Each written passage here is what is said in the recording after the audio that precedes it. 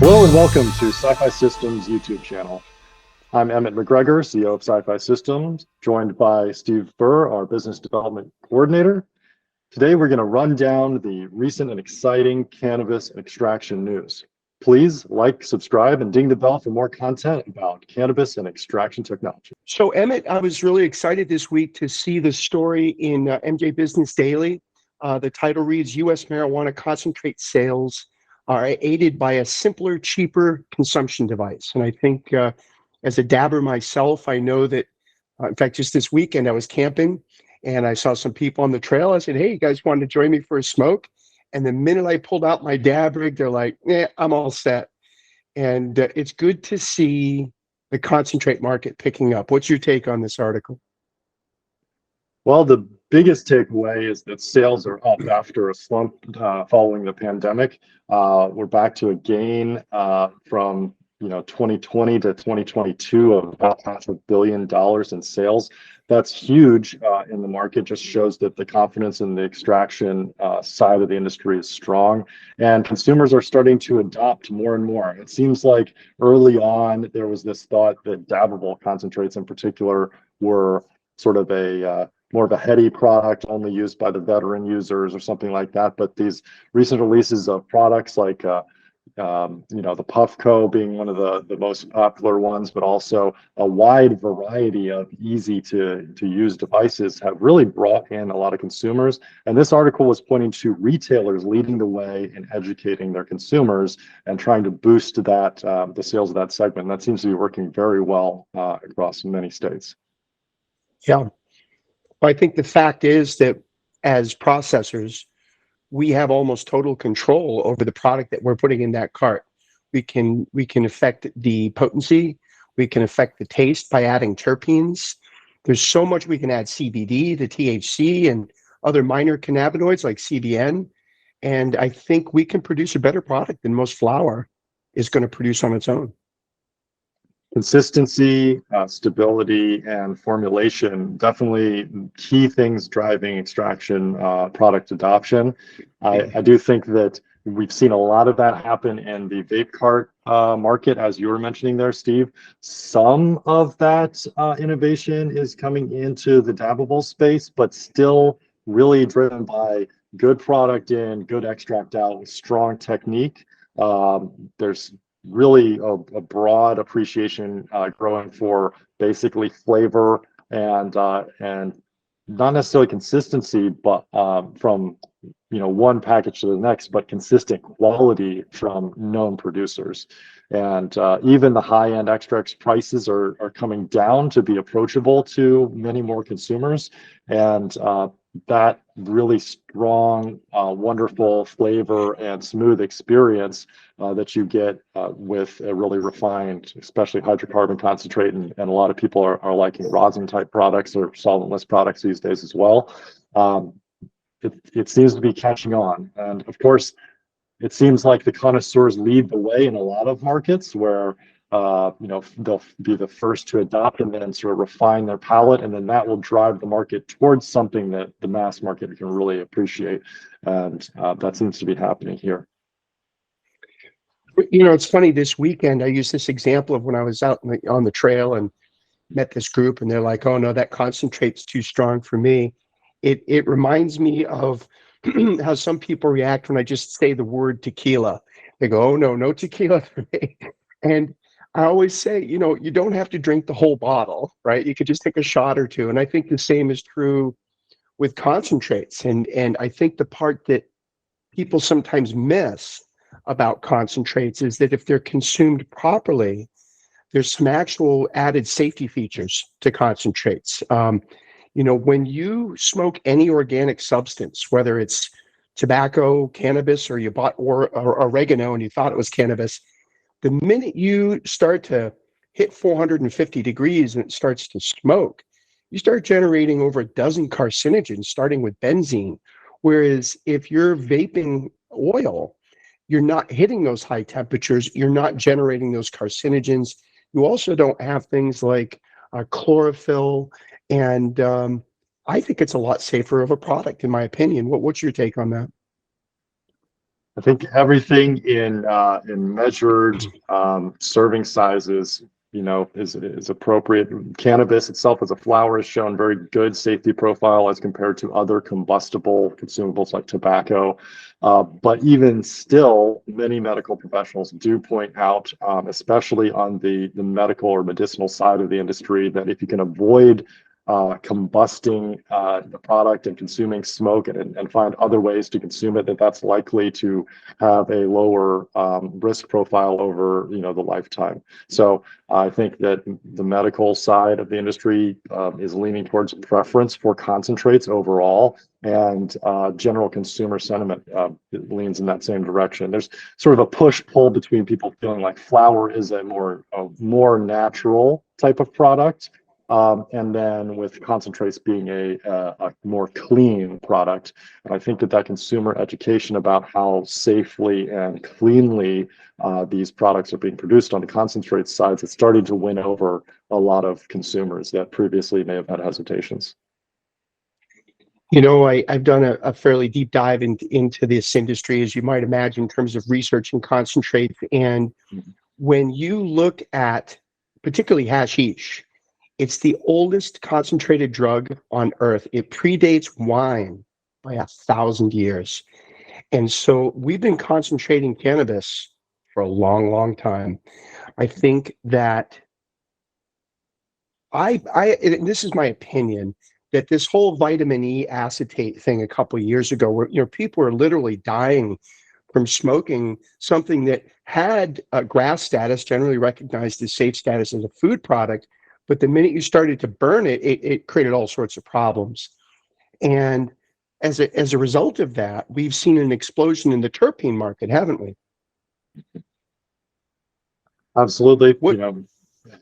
Safe recognition that additives into cannabis extracts and specifically into the vape pen category, driven, as you mentioned, by black market adoption of essentially unregulated and unapproved fillers that were being used to essentially dilute and control consistency in the vape cart products.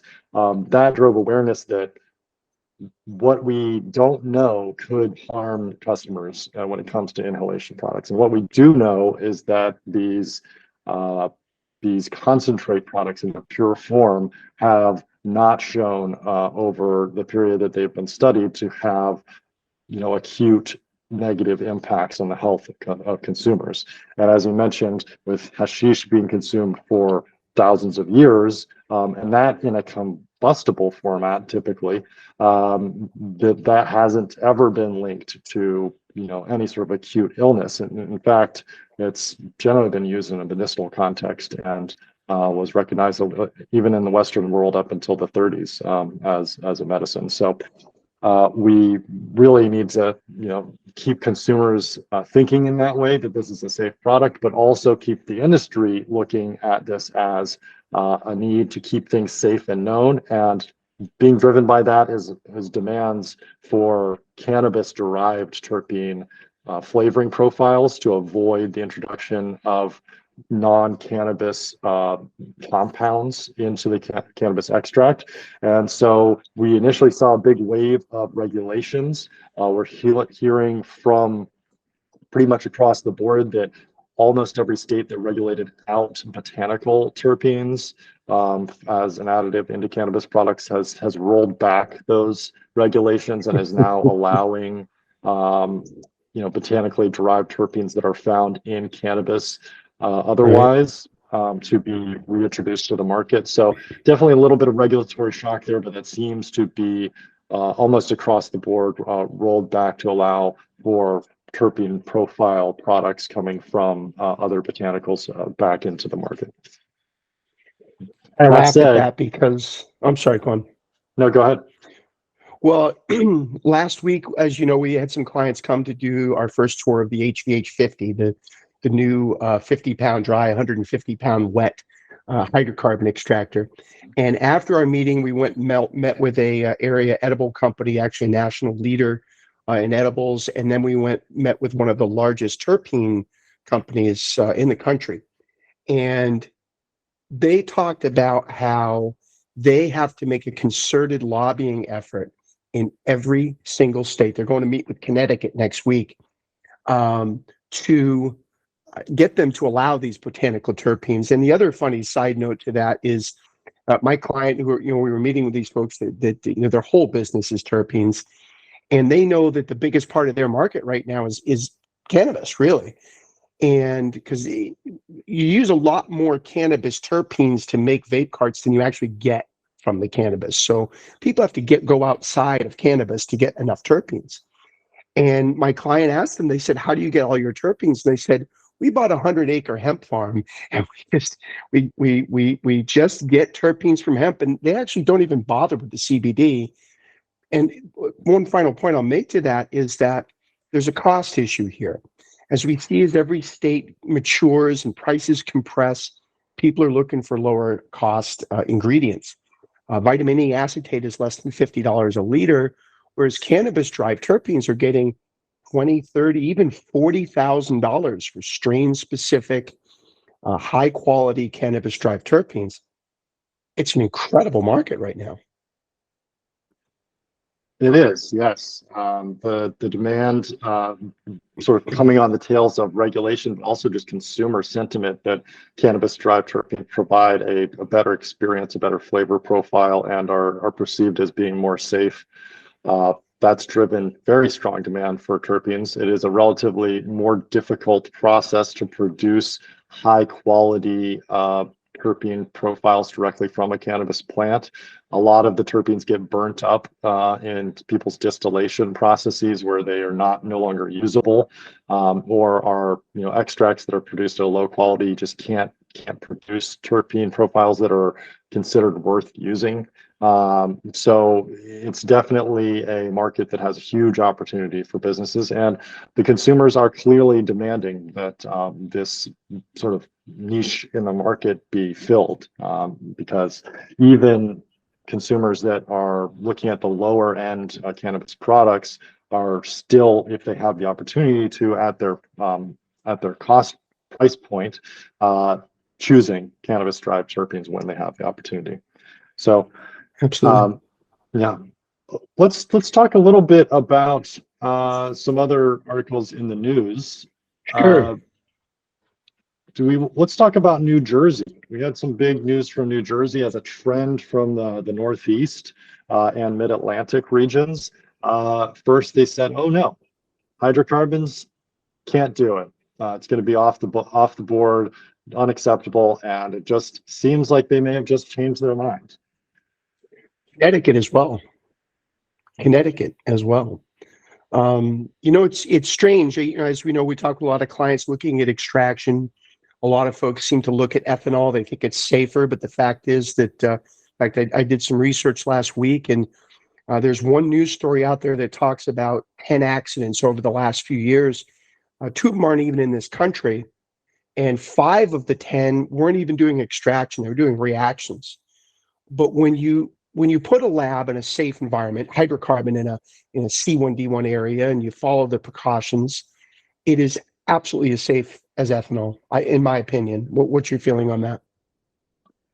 Very much so. We've seen accidents in both ethanol labs and in hydrocarbon labs in the professional space, and they've had relatively equal occurrence, which is to say very rare occurrence. Yep. And the biggest, most catastrophic accidents actually have been in largely ethanol labs or labs using heavy solvents and not solvents like butane and propane, where because of the awareness and the requirements and the additional scrutiny from fire marshals, the safety measures taken in those labs are reasonable and up to snuff to prevent accidents from being catastrophic. Whereas in ethanol labs and other labs handling large volumes of these solvents, things can get out of hand pretty quickly, and people may not take that safety as seriously.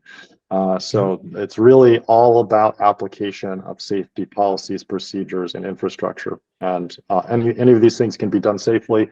And just like a carpenter's shop can burn down if people don't take precautions for the sawdust, Equally, if precautions aren't taken in any type of cannabis extraction lab, there can be accidents. So I think that the New Jersey legislature and Connecticut legislature and many other states that have initially said no, we're not going to allow butane, propane. Now they're turning around and saying, okay, the broader industry has shown us that this can be done safely, and so we are not going to prohibit it. And that's very exciting. I think the MSOs know that this is the product that they need to bring to market with dabbable hydrocarbon extracts, and so they are leaning heavily on these legislatures to allow those products to be on shelves nationally and not impeded by regulation. Well, I know when I've been at the table, talking to building departments, working with our engineering team, the comment that we tend to get is, butane or propane is very explosive. And a lot of that commentary comes from news stories that were hyped up, generally from people's garages and kitchens, where they weren't following any safety protocols. And that's where the explosions occurred. But it can be safe if things are followed. As we go through, I know I can use Connecticut as an example. What it took with that state was first showing them that butane is used in a lot of food applications and is recognized as safe by the FDA. That's the first thing they were unaware of. Things like fat-free chips, decaffeinating coffee, that type of stuff. The second thing was these states were unaware that they had dozens, and in some cases hundreds of other businesses that were using solvents in that state and had been for decades safely. And in fact, the cannabis industry, it could be said, applies more safety measures to our process labs than most other industries. Would you agree with that? I think that all eyes are on safety for the cannabis industry. There's additional scrutiny. You never just fall through the cracks when you're trying to build one of these labs, especially in one of these new recreational states. So absolutely, there's more stringency and scrutiny put on the safety measures for these labs, and as a result, there's great safety outcomes. Generally speaking, we see very low incidence of workplace explosions or fires or anything like that in these hydrocarbon labs. Now, one of the first things we have to do when we work with these building departments is direct them to the National Fire Protection Code that was written a couple of years ago specifically for these labs, since they started springing up everywhere. And there was a time, I'll say 3 or 4 or 5 years ago, when it was a little bit of the Wild West. We'd walk into some building departments and the fire marshals are like, I don't like cannabis and I'm going to make your life really difficult. And other fire marshals are like, did you bring samples? They were really excited about coming in. But now there's clarity, and I think that's helpful. There is one area, though, I would like some more clarity in, and if we could switch a gear, there's a story that's been in the top of my mind, and that is at the federal level with legislation like the Safe Banking Act. And I think everyone's aware, regardless of what side of the political spectrum you're on, that Congress and the Senate have had difficulty moving forward. And I met with one of our state representatives in Washington, Mr. Blumenauer, a couple of years ago, and he said, we've had the votes to pass things like the Safe Banking Act for almost over 5 years now. And they just can't seem to do it. Why do you think that is, Emmett? Why do you think there's such a roadblock? Yeah, Representative Blumenauer here in Oregon, as well as Senator Merkley from Oregon as well, both big advocates of the Safe Banking Act. And why has the Safe Banking Act not come to a vote on the floor of the Senate in particular? It seems to be being used as a negotiating chip for those senators that oppose that legislation. Keeping it off the floor in some way is being used to negotiate votes for other positions, which it really comes down to party internal politics and honestly behind doors deal making, unfortunately, because as you mentioned, in both the Senate and in the House of Representatives, there appears to be a solid majority vote for this bill if it can get to the floor. But the committees that it has to come out of have some stringent opposition, and also some individuals in positions of power that are really just making deals with the Republican Party authorities, essentially. It seems like what it's happening. It's not necessarily Yep. Republican lawmakers themselves. There are no Republican lawmakers that would vote for this bill. In fact, it seems quite clear that there are many that would, because they want to see better serviceability of the industry in their state, easier methods of collecting taxes, greater scrutiny on the financing and lending side of the business that could bring in real revenues rather than having those sectors going solely into high risk finance sectors.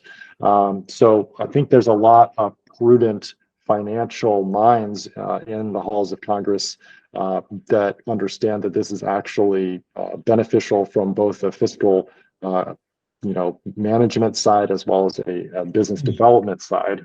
And so it just comes down to getting it out of committee and into a vote. There does seem to be a big push for that happening. Chuck Schumer has come out, the Senator Chuck Schumer has come out and said that this is really important for his agenda, but unfortunately he just doesn't control the committees.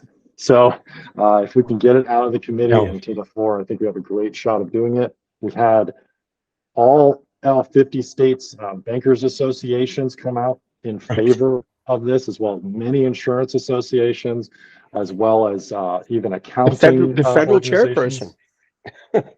Yes, right. All of these financial organizations, professional organizations are coming out and saying this is necessary. It's time to get this done. Why are you waiting? And these are often very conventionally conservative organizations, and they're unfortunately just hitting this wall against the committees. And so hopefully their voices can convince the legislature to move on this issue, because it would hugely help every sector of the industry, like just straightforward banking, dealing with conventional lending, dealing with the SBA, just getting us out of the high risk category. It would be incredible. It'd be a huge boon for cannabis business across the board.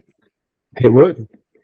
I on more than one occasion have had to bring up the Federal Reserve statement that he sees no reason why banks won't bank cannabis industry businesses. And it's very frustrating. And it's not just banking, it's insurance. Cannabis businesses spend 6, 7, 10 times more for the same insurance that other companies do. And they end up with these high risk, essentially brokered policies, risk management policies through Lloyd's of London that really aren't even insurers. They're more like almost like a gambling situation. But beyond banking, beyond insurance, we have things like doing research and development. It's huge. We have a great need at the federal level to do more R&D. And the other thing is, of course, we have the Interstate Commerce Clause, which is going to completely change the game. But I don't know. Sometimes I think when I read some of the stories, there's a senator, I believe, from Texas, Jeff Sessions. He's the person that's kind of been the stopping block that I've read in the Senate Banking Committee that's really held back. And the one final point I'll make to that is I read, wanted to put a prohibition on potency for the product, and it was very low. And I think he was confusing hemp with cannabis, quite honestly. And that's occurring in states like Connecticut too, isn't it? Potency controls on things like extracts. Yes, and this is a strange, it seems like it's a talking point that's come from somewhere in really elections, lawmakers wanting to appear as the sort of prudent, safety-minded regulators. And so they're putting in arbitrary potency restrictions that honestly, almost immediately in every state have a carve out put in place for vape products, which doesn't make any sense because that's the same type of product as a dabbable extract. It's just in a different form Right. factor.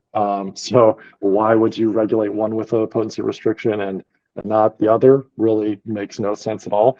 No. So it really seems like that is something akin to wanting to restrict liquor being sold only in a liquor store and not in a grocery store by restricting the potency, quote unquote, of alcohol products that can be sold in a grocery store, as an example.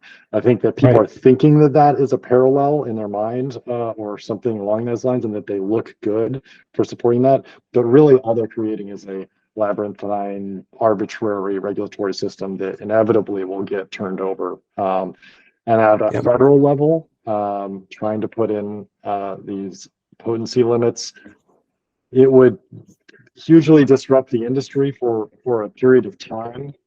What it would encourage is people to find dilutants to dilute the cannabis extracts with which, as we know, even with cannabis derived or hemp derived dilutants, will lead to suboptimal outcomes for the quality of the product.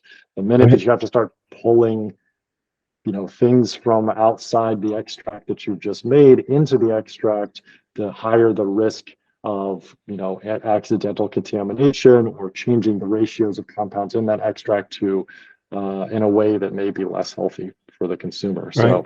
So what we're trying to consume is the terpenes, the flavor compounds, the aromatics, and the cannabinoids out of the cannabis oil. So the minute that you have to dilute that down with something that's not that, the minute that you're telling people they have to inhale something that they don't need for no apparent reason other than regulation. So yeah, Right. I think that we'll win that struggle against that, but it is a troubling trend.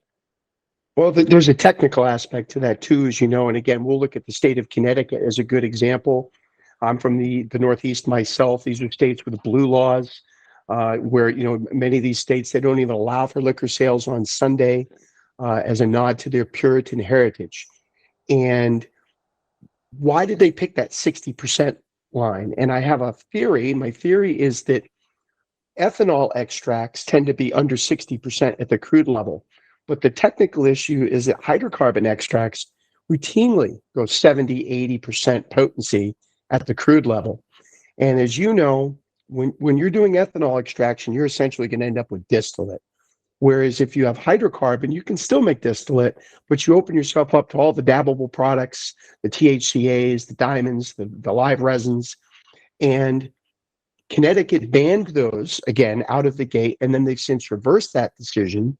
But I think there's a relationship there between the solvents that they're considering and allowing and the potency. So very much agreed. Yeah, there's some backroom conversations happening with some legislators, but luckily so far, common sense prevails, generally speaking, over time, because the industry does have ongoing conversations. And again, I think that I have to really thank the trade organizations and especially the MSOs out there that want to have equal product lines across all states that include dabbable products, that include high potency vapes.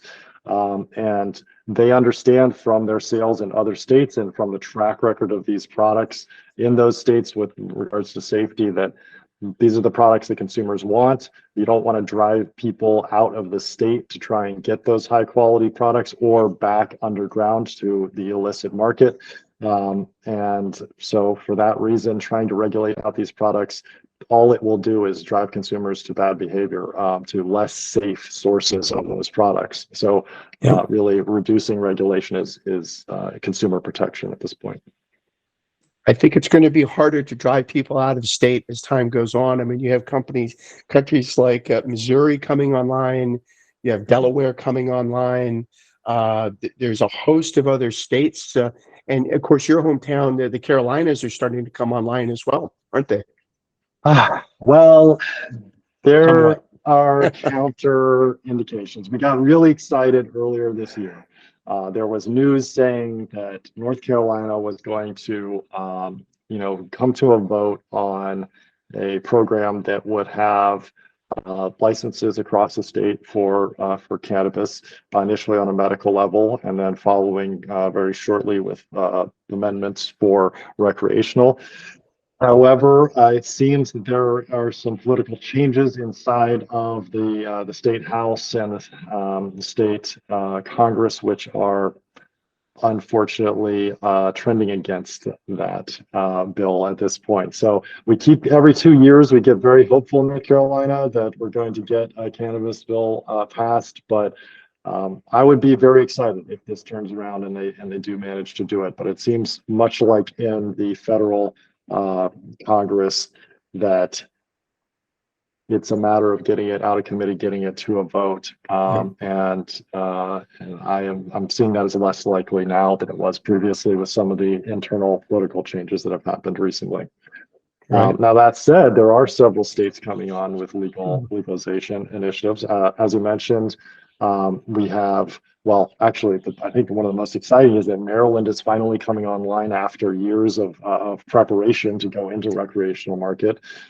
That's going to be a big market. We also see New Hampshire now going through legislative process to pass the recreational market. Although I will say, New Hampshire being the first state to say that they want to have state-owned businesses being the point of sale for cannabis products gives me some point of concern, as with examples from other states where all alcohol is purchased and wholesaled by the state itself, we see often manipulation of those markets. Here in Oregon, for example, it's been noted that a lot of the highest end whiskeys in the state were getting diverted by the regulators themselves and given away as gifts, and a little bit of a scandal. So any setup where the state is the designated buyer for cannabis products seems like a recipe for corruption, in my opinion. So we'll hope that changes and they don't go into that direction, but it would be certainly a first in the country if they did. Right. Well, it'll be interesting to see. Yeah, New York, big news from New York just this week, right? With they've announced that medical license holders will be transitioning into recreational licenses. So that's big, should see a big increase in the availability of recreational product through medical dispensaries transitioning to recreational dispensaries. We'll see how many actually make that transition. It is quite expensive at, I think, $20 million per license to do that transition. So New York certainly finding ways to bring in tax or fee revenue ahead of consumers actually having much access to the product. But it is always exciting to see, new states giving access to consumers, because at the end of the day, that's what we're looking to accomplish. Were there any other states that you had eyes on for new markets, Steve? No, New York, actually, I spent 2 hours talking with a client yesterday in New York, and it's my opinion that New York will become the predominant state in the country. I think it will eclipse California, not in total sales, legal sales. California is overburdened with a crazy tax situation, crazy rules, and a black market that's out of control. Whereas New York, what's gotten in their way to rolling it out has been this social equity licensing program, which is, in fact, I believe about a dozen MSOs sued the state last month because of the problems associated with that. But the gentleman I talked to yesterday for quite some time told me that New York is going to be opening up in August for general licenses again. So that's going to be interesting to see if that's a workaround, but it's a big population. They have over 300,000 pounds of flower they don't know what to do with right now. And as you know, they've tried to transition their medical and also their hemp program. In order to be a processor, a lot of the folks who are hemp processors transitioned over to cannabis. So it's going to be interesting to see how that works. But I think that the biggest states coming online are going to be down south in the near future. You're going to see states like Florida being a big player, the Carolinas, and maybe even Texas someday. What's your thought on that? I think a lot of the states in the South are really dragging their feet. Florida, unfortunately, being one of those where they've had periodic pushes for recreational transition from a medical market. But given the sort of upwelling of conservative politics in that state at this point, it seems to be being pushed down the legislative agenda again and again. So we'll see if that can change, but I don't have high hopes in the immediate future that change will happen. Virginia, again, I believe has continued to push back the dates where they're projecting when licenses will actually be active. So the closest thing to the Southeast, which is not the Southeast, but seems to be getting direct access, is Missouri. That said, there is the Louisiana market that we should keep eyes on. It has been very choppy down there from what I understand, but that is something that has promise there. But honestly, I don't have very high hopes for any of the southern states coming online, maybe until 2025. That said, Right, it's going to 2025 take is kind after. of just around the corner. Right, it's after the next election cycle. It's going to Mhm. be interesting to see what happens there. But I But think there is that the Delaware. biggest growth. Oh, Yep, go ahead. right. Go ahead. Well, I was going to say that the biggest growth I'm seeing and hearing from folks I've been working with isn't in the United States. I've talked to 4 people just in the last couple of weeks who've come back from Colombia. 3 people who've come back from Thailand. In fact, one notable story that I heard there's 2 notable stories from Thailand. One was that they sent every household 6 plants, 6 cannabis plants. I thought that was nice. But obviously it was a nod towards people growing at home. The other thing is that I believe there's also a potency rule for extracts in Thailand. They're trying to keep also extremely low potency. Have you heard that as well?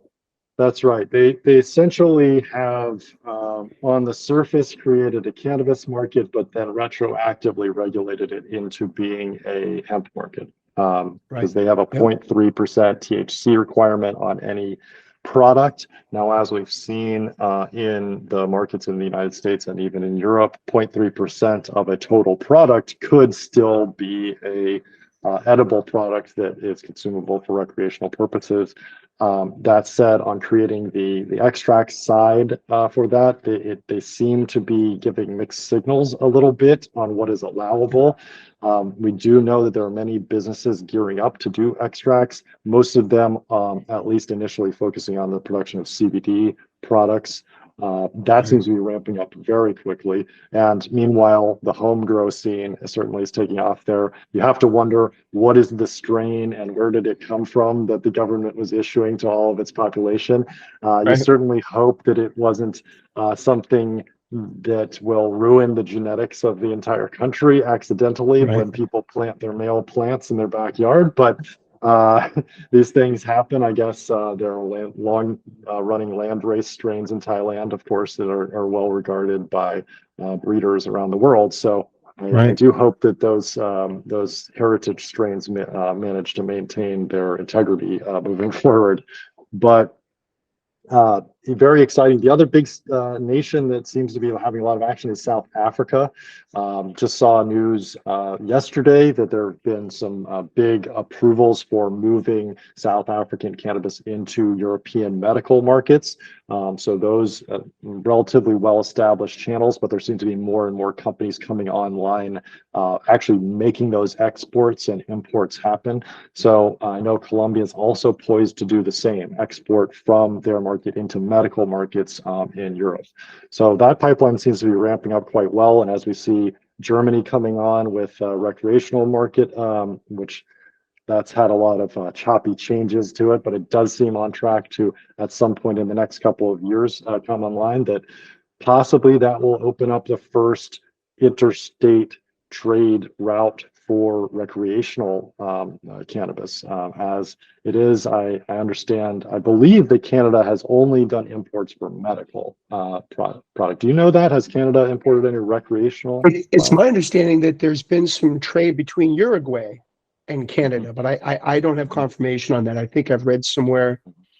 I know that you said something earlier in this session that just rings a bell when I think about Germany and Thailand, which is bad rules make bad behavior. It kind of forces people into adopting bad behavior.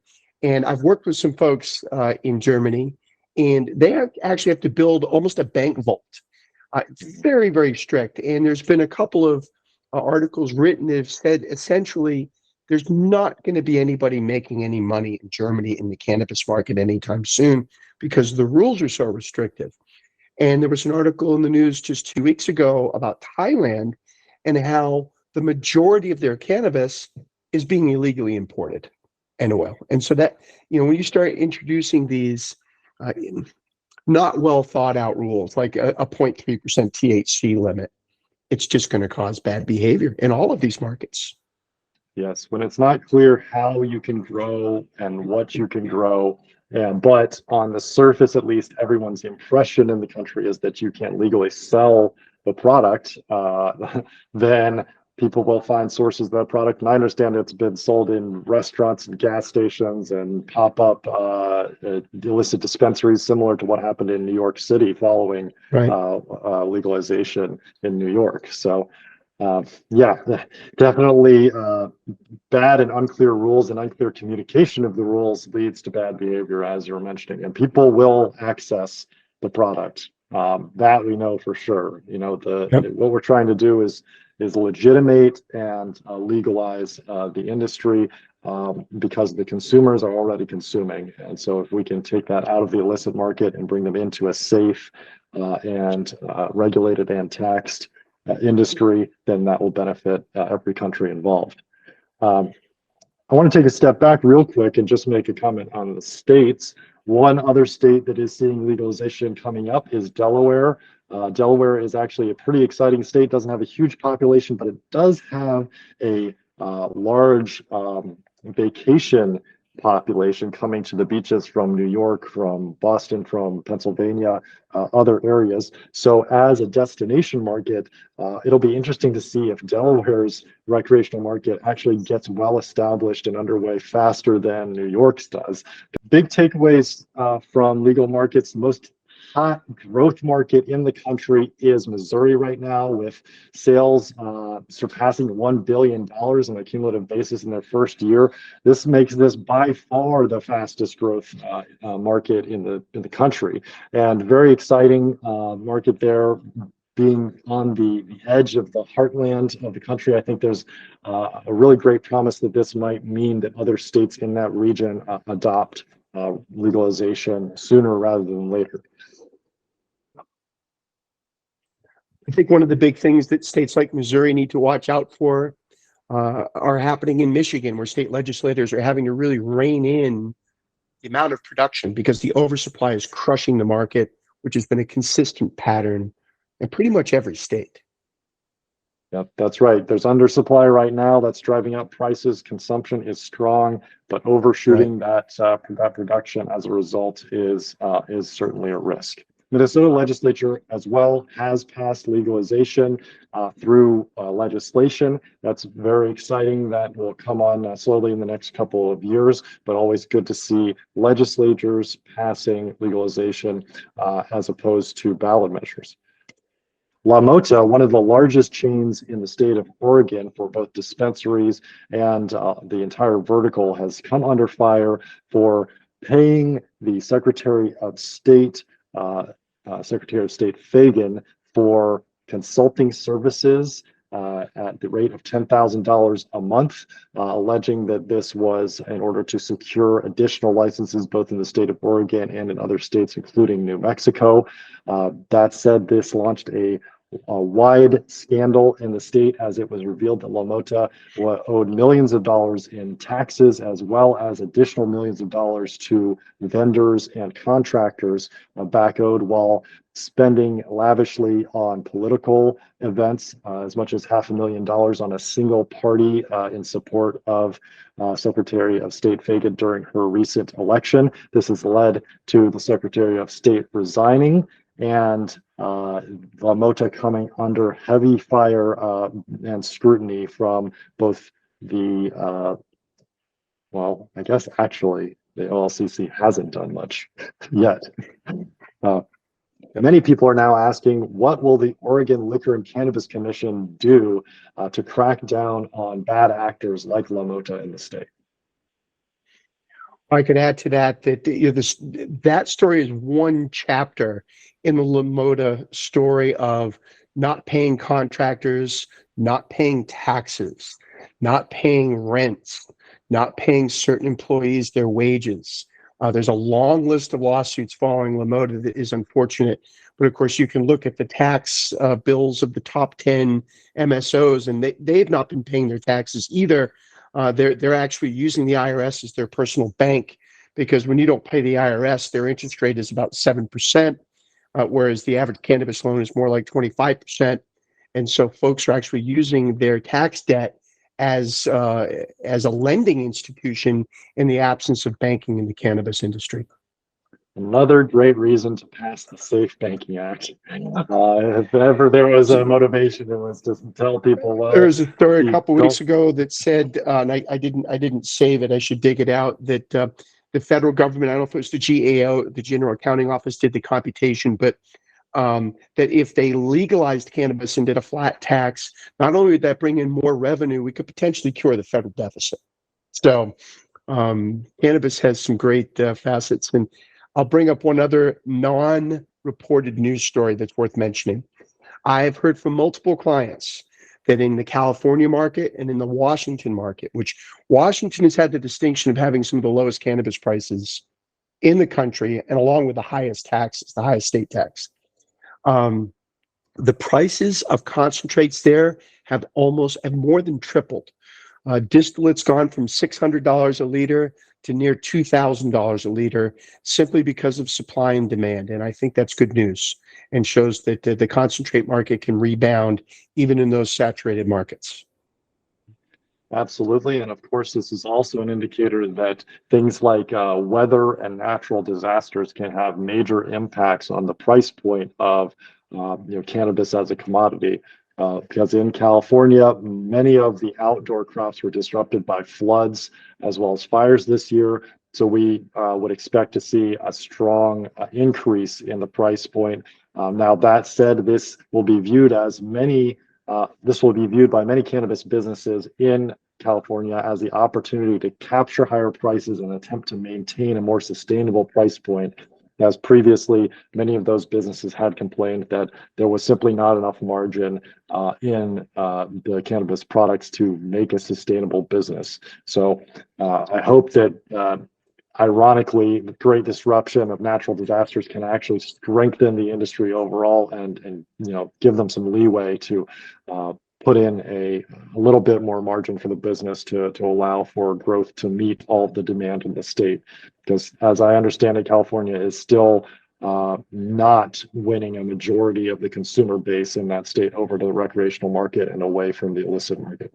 Well, one last point I'll bring up. I've got a story here from a reporter, Environmental Health Perspectives, and they were comparing the failure rates of flower and oil. And they looked at California as well as other states. California is notable in that most other states look at about a dozen pesticides or heavy metals. California looks at over 350. And right now in California, about 2% of the flower is failing, but almost 10% of the concentrate is failing. And I think that one of the reasons we're hearing from people we work with, it's not coming from the flower. It's coming from the concentrate containers, the vessels, and the solvents accumulating a range of toxins that are starting to make their way into the product. So that's something to watch for sure. Absolutely. A major area for the industry to focus on is standards around solvents, solvent use, and clean processing methodologies. Certainly accumulating things like pesticides, heavy metals, and other contaminants in the solvent stream and reusing the solvent many times without purifying it. That could be a recipe for disaster. So hopefully the industry will come together and get on this together rather than relying on legislation or some government action to do that. As an industry, we could come up with voluntary standards.